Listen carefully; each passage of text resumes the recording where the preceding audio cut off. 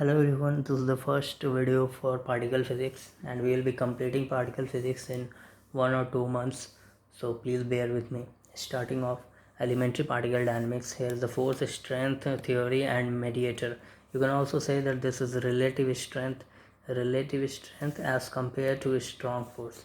Okay, now for a strong force, the strength is suppose 10, theory, chromodynamics, mediator, gluon. Mediator is the particle that mediates for strong force. Similarly, electromagnetic force 10 to the power minus 2 relative strength as compared to strong force. Then the theory is QED, quantum electrodynamics. The theory for strong force was given via quantum chromodynamics, and the mediator is photon for electromagnetic force. Now for weak force, the relative strength is 10 to the power minus 13 as compared to strong force. The theory is from flavor dynamics, QFD, quantum flavor dynamics, and then mediator is W plus minus and Z naught vector bosons. These three are vector bosons, and these are the mediators for weak particles. Very important. Gravitational force. For gravitational force, the relative strength is very low, very small, 10 to the power minus 42, and the theory is given via GTR, general theory of relativity, or you can say geometrodynamics. The mediator is graviton. This is very important. The mediator is graviton. The GTR is not fully discovered, but still we assume that gravity is very weak and it does not affect elementary particle, but it could affect. I mean, we don't know whether it affect or not, because it is not fully discovered and we really don't know a lot about gravitation. Now, first theory of weak forces was given by Fermi. Fermi was the first person to talk about weak forces. Then strong forces was basically researched by Yukawa. Then later on it was continued. Okay, so but the first person to talk about strong forces was Yukawa. Now mediators transmit the force between one quark or lepton and another. I mean, it is just it acts like a transmitter. Mediators act like a transmitter for the force. Okay, we will be discussing how the mediators work in some other videos. I will show you that how does a proton knows that it has to attract or repel proton or electron. Okay, in there you will be able to understand the word mediator and its role. Now moving forward, we go via quantum electrodynamics. The first one that you are very familiar with, Maxwell's equations. You have learned electrodynamics, then electrostatics. Now moving on forward, we will be here discussing basically Feynman diagram for elementary particles. Now suppose we have EE, which is mediated via gamma photon, and then it just converts into EE. Now what does this basically mean? This diagram means, let two electron enters, a photon passes between them, one emits the photon, one could also absorb the photon, and then the two simply exist. That means that these E particles could be anything. Could be anything means it could be electrons, could be leptons, any lepton, but not neutrino. Okay, it could be any leptons, or you can say it could be any quark, and we have a mediator in between it, that is called photon. Obviously for quantum electrodynamics the mediator is photon. At this type of repulsion, since we are taking electron and we know that same charges repel each other, and for this diagram the repulsion is here, and we call it as Molar scattering. Okay, we call it as Molar scattering. Moving forward, E could be any. E could be quark, lepton, except neutrino, because neutrino does not experience electromagnetic force. Okay. Now such diagrams are called Feynman diagrams. Obviously we will discuss a lot about Feynman diagram in particle physics, because it is kind of a backbone for particle physics, to have certain to know about certain values, to calculate certain decays. We have to know about Feynman diagram. Okay. Now particle line running backward in time is to be interpreted as the corresponding antiparticle going forward. Like you can see in this diagram, we can have a E moving for a backward in time and then a E moving forward in time. Here we have E moving backward in time and a E moving forward in time. The E that is moving backward in time, you can say it is moving backward in time. The E that is moving backward in time is actually the antiparticle of the next E, the adjacent E moving forward in time. Okay, so I will repeat it again. Particle line running backward in time is to be interpreted as the corresponding antiparticle going forward in time.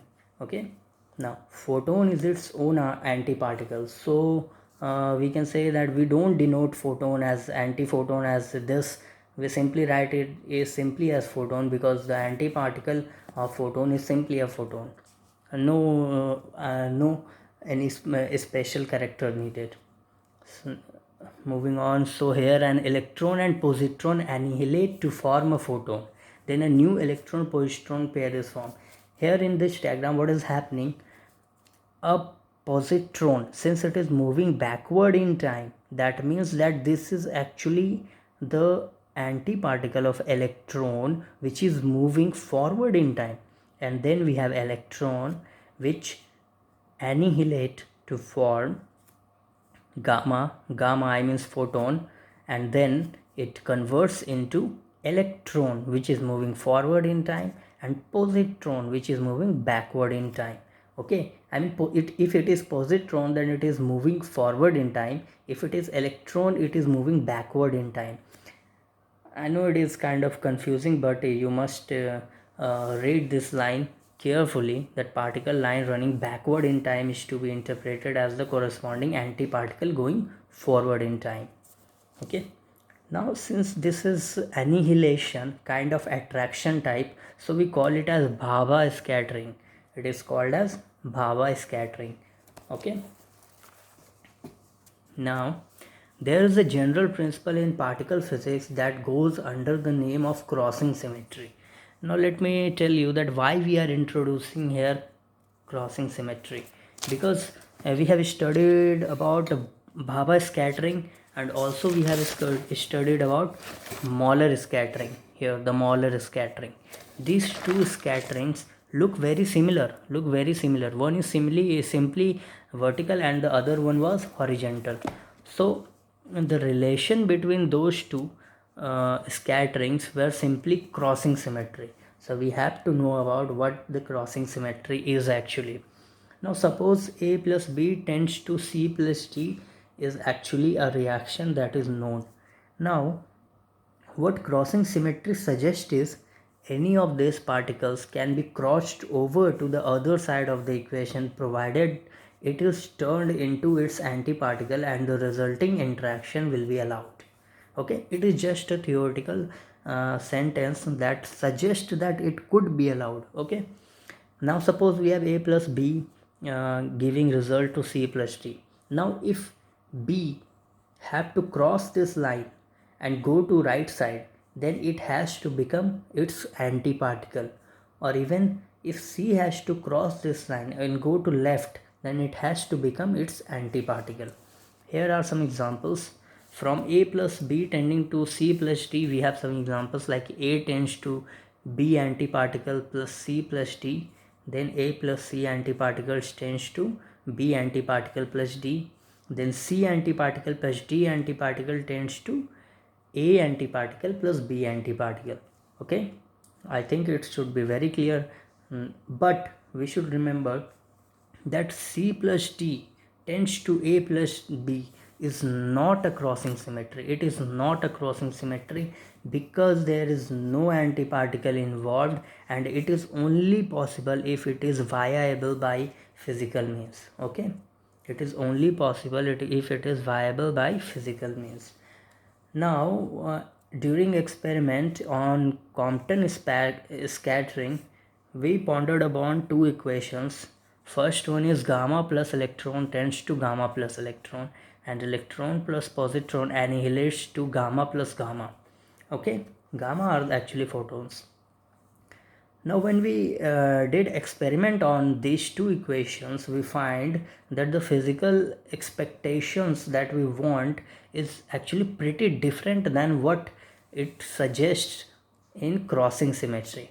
Crossing symmetry suggests that these three equations must have the same physical means or interprets the same value as given by a plus b tends to c plus d. But in these two cases the result were very different. So what was the problem in here? So from here we will start. But conservation of energy and particles mass plays very important role. Obviously you can see in these two equations, if particle A has very less mass than antiparticle B plus C and plus D, then obviously this equation does not occur, because less mass cannot be converted into higher mass particles until and unless we provide a lot of energy to it. Okay.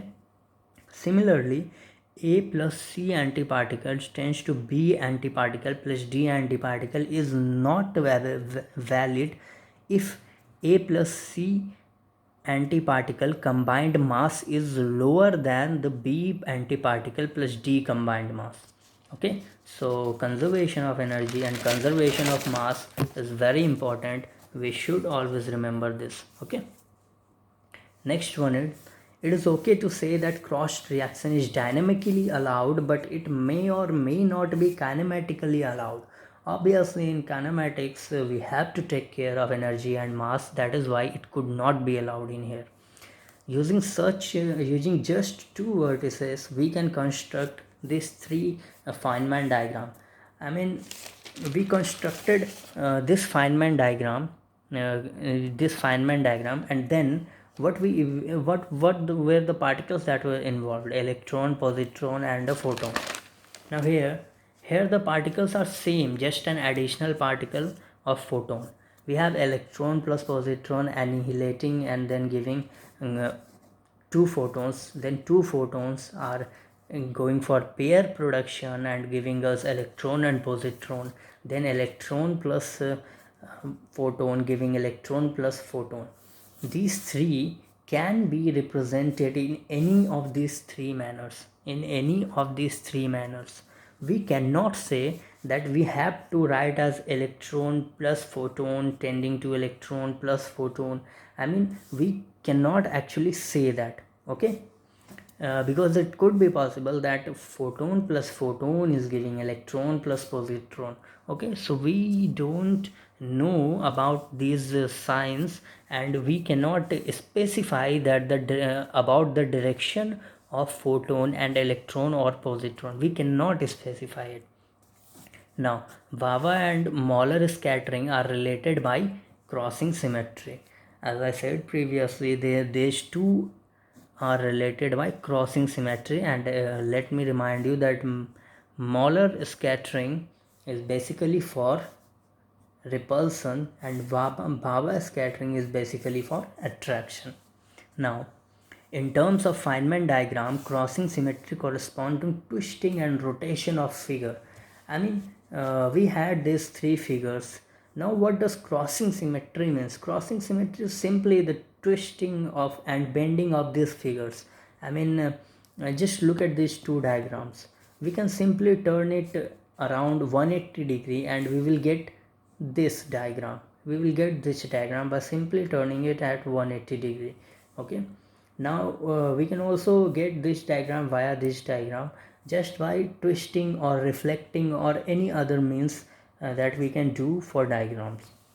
Considering four vertices, if we have four vertices, we can draw Feynman diagrams like this one, like this one, like this one, like this one. Okay. In each of these figures, 2 electron went in and 2 electron came out. This is very important.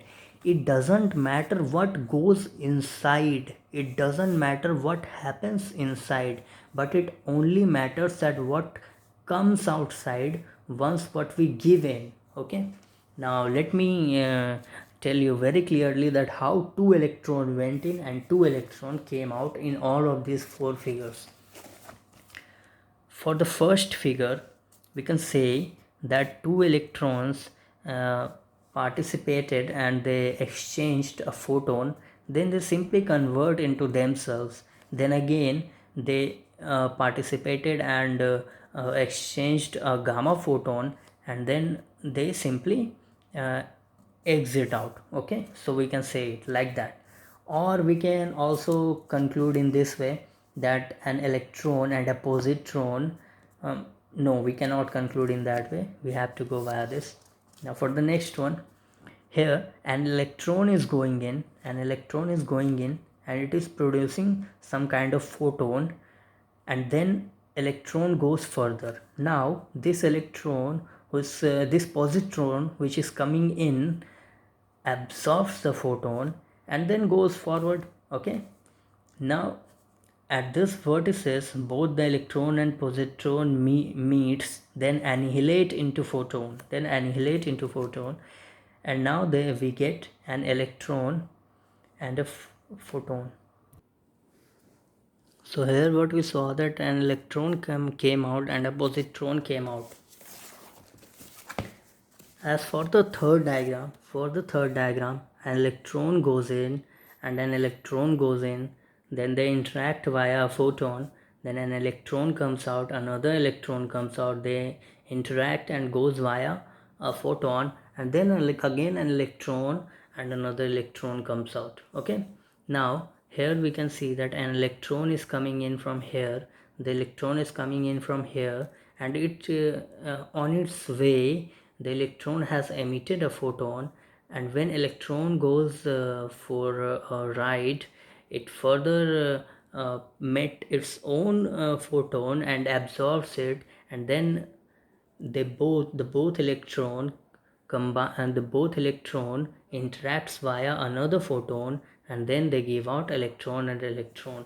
Now one thing to be clear, very clear, that what I said in here for electron and photon, I mean electron and positron, is actually wrong, as I should have told you that vertical direction is to be taken as time axis only, vertical direction to be taken as time axis only. Therefore in this case also we have an electron and an electron. Here the electron has transferred a photon to this electron, and this electron is going further here, and this electron has came here. Now both electron interacts via photon, and then both electrons eject out. Okay, so now moving further, they too describe the repulsion of like charges like molar scattering. Obviously, that these Feynman diagrams can describe the Bhabha scattering and also the molar scattering in the same way. Internal lines are the particles that are not observed. I mean the lines that are involved in between incoming particle and outgoing particle. I mean these lines, or you can say these lines are actually not observed, and these are called as virtual particles. Okay, now external lines are called the real particles. External lines are simply the input lines and the exit or the outcome lines, or you can say these lines actually represent a particle, so these are called as real particle. Now Feynman diagrams are only symbolic, they strictly do not represent particle trajectory. That means these diagrams do not represent that the particle has a certain trajectory and it is moving along x-axis or y-axis. It is not moving along any axis, it is just an imaginary representation that we are seeing here. Okay, so we consider that vertical dimension is time. As I said earlier, vertical axis is to be taken as time. Horizontal spacing do not correspond to physical separation. That means horizontally, what we are seeing horizontally here, we could say that this is a certain distance that these electrons are keeping up with. But this does not signify that these diagrams do not signify that there is a space. As I said that these are actually imaginary things, so we do not talk about the spacing, we do not talk about the spacing or axis, we only talk about time axis if needed. Now moving further, use of Feynman diagram. What is the basic use of Feynman diagram? Feynman diagram could be used to analyze decay rates or branching ratio via calculating the matrix element. Feynman diagram is very useful in calculating the matrix element, but that we will learn further in a lot. I mean, after 10 to 12 classes, we will go to that. Now suppose we want to analyze molar scattering. Let me remind you, molar scattering was for attraction. Okay, so I mean repulsion, it was for repulsion. Molar scattering was for repulsion. Now here we draw all possible diagrams for molar scattering. It could be of 2 vertices, 4 vertices, 6 vertices, 8 vertices, or any number of vertices with same external lines. The lines, internal lines and external lines should be same. Internal lines could vary because of the number of vertices, but the external lines should be same. We add them all up, contribution of all diagrams are added, which then represents actual physical process. That means all the diagrams that are related to a certain scattering are drawn, and their contribution are all added up, which further represent a certain physical process. Okay. Now, of course, there will be infinite number of diagram. Of course, there will be infinite number of diagram, but the more vertices a diagram has, the less contribution it gives because of the fine structure constant. Okay. The more number of vertices a certain diagram has, it has the less contribution on the physical impact of the reaction. That is because of the reason that fine structure constant is involved. Alpha, the value of fine structure constant somehow helps us to not to evaluate higher order diagrams like 6 vertices diagram or 8 vertices diagrams. Therefore more than 4 vertices diagrams are neglected. Okay, the Feynman rules enforces conservation of energy and momentum at each vertex and hence for the whole diagram. The Feynman diagram, which basically of any one of them, the momentum and energy at each vertices is actually conserved. So if the momentum and energy at each vertices is conserved, that means that in whole diagram the momentum and energy conservation is okay, and we do not have any problem with that. I mean, we do not have any problem with conservation laws, because at any vertices it is conserved. The energy and momentum is always conserved. Now, a single vertex does not signify a possible process. We can draw the diagram, but calculation would assign to it the number 0. Obviously, a single vertex is not allowed. We have to start with 2 vertices. We have to start with 2 vertices, then 4 vertices, then 6 vertices, like this. But a single vertices is not allowed, as when we start calculating for formulas as given by Feynman rules, we will get that for one vertices the mathematical value will be given 0. Okay. Now reason is purely kinematical.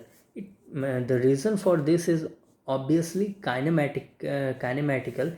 Suppose there is electron tending to electron plus photon. This would actually violate the conservation of energy. Obviously it will violate the conservation of energy, because electron has a certain energy and this electron has a certain energy, which is both of which energies are equal. Then where does this extra photonic energy comes from? Okay, and this gamma photon actually moves with the velocity of light, That means this electron must have a lot of extra energy. So if this is occurring in space, then it is impossible. Okay. Now considering the equation electron plus positron giving out photon, is it kinematically possible? Although it is very easy to draw. Obviously we can easily draw that as I told you, that vertical diagrams to be represented in time format. That is, this is a time axis, and here we can see that since it is moving forward in time, so it is called electron, and it is moving backward in time, so it is called positron, which is moving forward in time. Okay, and both are annihilating and giving a photon. It is very easy to draw, no problem at all. But is it viable? Is it okay? No, it is not okay, because in center of frame a reference, electron and positron enter symmetrically with equal and opposite velocities, so the total momentum before collision is zero. Okay, I mean, if both have to annihilate in center of mass frame, the velocity of these two particles will be opposite to each other and equal, and they will annihilate further to give out a gamma photon. But initial momentum cannot be zero. As we said earlier, that if both of the particles are moving opposite to each other, then the addition of momentum is zero. That is, P total will be zero. But initial momentum cannot be zero, because the photon has a certain velocity, and that velocity is very high. That velocity is actually the velocity of light. So we discard that fact that one vertices ever exist, or it is, although it is easy to draw, but for mathematical calculation we get a zero value. Therefore electron and positron annihilate to give two photon, not one. It gives two photon, not one. Okay, the virtual particle can have any mass as required by conservation laws. Obviously we have a lot of talk about virtual particle, and it is then assigned that virtual particle can have any mass or can have any energy as required by energy conservation law or any other conservation laws. Is it okay? That means virtual particle is like a variable which can have any value. The further a virtual particle is from its mass cell, the shorter it lives. I mean, a virtual particle has to be emitted somewhere from an actual particle. So if a virtual particle is very far away from the actual particle, then the lifetime of that virtual particle will be very short. Okay, we will discuss it later. uh, we will discuss it later. I will make a separate video for that. Now this one is very important. What you could say after reading these, you could say that a real particle is a virtual particle which lasts long enough that we don't care to inquire how it was produced or how it is eventually observed. That means a real particle is actually a virtual particle which has a longer lifetime, and we don't care. We simply don't care. Now moving on to QCD, we will look at the QCD in next video. So till now it is sufficient. You can read it all. Look for the Feynman diagram in Wikipedia. Okay, bye bye.